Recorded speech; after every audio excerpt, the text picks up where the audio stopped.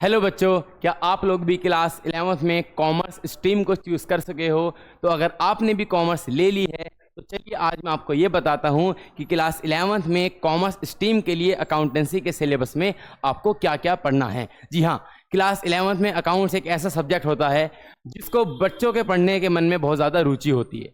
बच्चे बहुत ज़्यादा इंटरेस्टिंग होते हैं कि अकाउंट्स आखिरकार होती क्या है।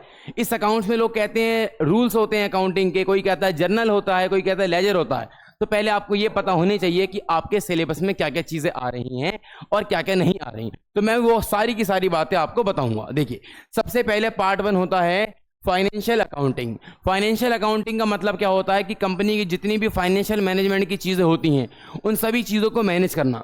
उसमें क्या है, सबसे पहले आपको अकाउंट्स का इंट्रोडक्शन बताते हैं कि क्लास 11th में आप लोग याद रखना, आप लोग क्लास 11th में आए हो तो आपको अभी अकाउंट्स बताई जा रही है कि आप लोगों ने ये सब्जेक्ट पहले कभी नहीं पढ़ा, तो आपको अभी अकाउंट्स का इंट्रोडक्शन कराया जा रहा है।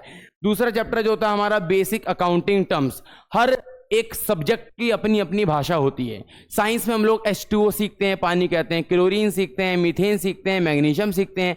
ऐसे ही अपनी अकाउंट्स की भी कुछ भाषा होती है। डेटर नाम होता है, क्रेडिटर नाम होते हैं, BR होता है, BP होते हैं, एसेट्स होती हैं, लाइबिलिटीज होती हैं। तो इस सेकंड चैप्टर के अंदर हम इन सारी की सारी चीज़ों को समझते हैं। फिर चैप्टर आता है हमारा theory base of accounting. Account के जितने भी प्रिंसिपल्स होते हैं, अकाउंट के जितने भी रूल्स होते हैं, वो सारी की सारी चीज़ें इस चैप्टर में बताई जाती हैं। फिर आता है हमारे पास में बेसिस ऑफ अकाउंटिंग। अकाउंटिंग के सिर्फ बेटा 2 बेस होते हैं, एक होता है कैश बेसिस ऑफ अकाउंटिंग और दूसरा होता है एक्रूअल बेसिस ऑफ अकाउंटिंग। या तो चीज़ें पैसों में चलती हैं या चीज़ें उधार चलती हैं, सिर्फ 2 चीज़ों के अंदर। फिर आता है origin of transaction source document. Source document का मतलब क्या है, जब भी हम किसी भी दुकान पर जाके कुछ सामान खरीदते हैं तो सामने वाला व्यक्ति हमें बिल देता है।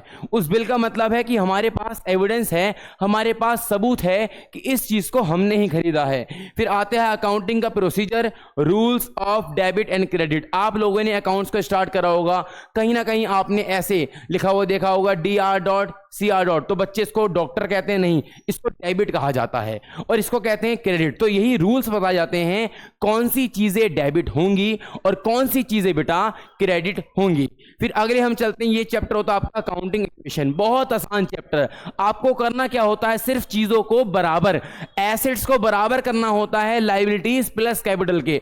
और पेपर में कम से कम 4 नंबर का क्वेश्चन आता है सीधा सीधा, और उस 4 नंबर के क्वेश्चन की जिम्मेदारी मैं लेता हूं, क्योंकि जो मैं क्वेश्चंस आपको कराऊंगा उसके बाहर से कोई भी क्वेश्चंस आने वाला नहीं है।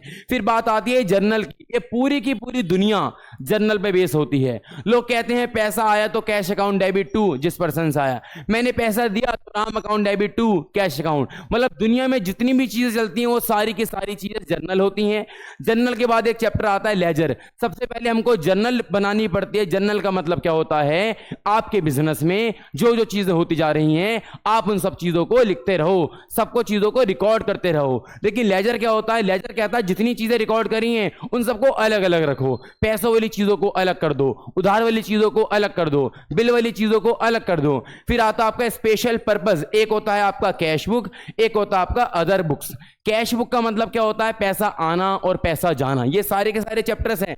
अदर कैश बुक के अंदर क्या आता है, परचेज बुक आती है, परचेज रिटर्न बुक आती है, सेल्स बुक आती है, सेल्स रिटर्न बुक आती है, पेटी कैश बुक आती है। तो ये अदर कैश बुक के अंदर ये वाली बातें बताई जाती हैं। फिर आता है आपका चैप्टर GST। जी हाँ, जो GST से लोग कहते हैं कि GST जब से आई है बहुत नुकसान हो रहा है, हमें तो GST समझ ही नहीं आता है, तो उस GST के लिए भी आपकी किताब में एक चैप्टर दिया गया है। फिर आता है BRS, बैंक रिकंसिलेशन स्टेटमेंट। आप लोगों ने सुना होगा, जाओ पासबुक में एंट्री करा कर आओ। कभी पासबुक में पैसे नहीं आते तो बैंक वाले कहते हैं जी आ गए, बैंक वाले कहते हैं आ गए तो उसके वाले कहते हैं जी नहीं, आपके अकाउंट में पैसे नहीं गए। तो ये सारी की सारी चीजें BRS में पढ़ाई जाती हैं कि कैश बुक में पैसे आए तो क्यों नहीं आए, या पासबुक में आ गए तो कैश बुक में क्यों नहीं आए। फिर आपका चैप्टर आता है ट्रायल बैलेंस। जी हाँ, सिर्फ आपको यहाँ पर चीजें क्या करनी होती है, बराबर, इधर भी 1 लाख इधर भी 1 लाख, और दोनों तरफ चीजें सेम सेम होती हैं तो उसको कहते हैं हम लोग ट्रायल बैलेंस के नाम से। फिर पार्ट 2 जो होता है बेटा वो होता है आपका फाइनेंशियल अकाउंटिंग। कंपनी जब अपने सारे के सारे ईयर कंप्लीट करती है, हमेशा रखना, एक होता है कैलेंडर ईयर। ये मैं आपको थोड़ी सी बात बता देता हूं। कैलेंडर ईयर क्या होता है बेटा, जब चीज़ें 1 जनवरी से लेके 31 दिसंबर तक चलती हैं। हम सब लोग इस ईयर को मानते हैं, लेकिन कंपनी एक अलग पहचान होती है। कंपनी कहती है कि भैया मैं तो 1 अप्रैल से चालू होती हूँ और मेरा जो आखिरी दिन होता है वो आखिरी दिन होता है मेरा कौन सा, 31 मार्च का। तो कंपनी का ईयर चालू होता है 1 अप्रैल से और कंपनी का जो अंत है वो होता है बेटा कब, 31 मार्च को। और इस ईयर को कहते हैं बेटा फाइनेंशियल ईयर के नाम से। ये बात आप लोग याद रखें, कंपनी कैलेंडर ईयर फॉलो नहीं करती और इंसान जो है वो कभी फाइनेंशियल ईयर को फॉलो नहीं करता।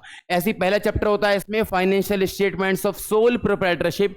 इसमें हमको ट्रेडिंग अकाउंट बनाना पड़ता है, P&L अकाउंट बनाना पड़ता है, बैलेंस शीट बनानी पड़ती है। और इसके बाद में जो अगला चैप्टर आता है उसमें क्या होता है, सेम टू सेम चीजें होती हैं, लेकिन अगले चैप्टर में आपको मिलती है एडजस्टमेंट।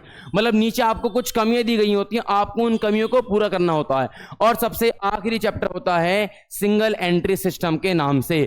इस तरीके से आपका पूरा का पूरा सिलेबस सिर्फ इतना ही है अकाउंट्स का।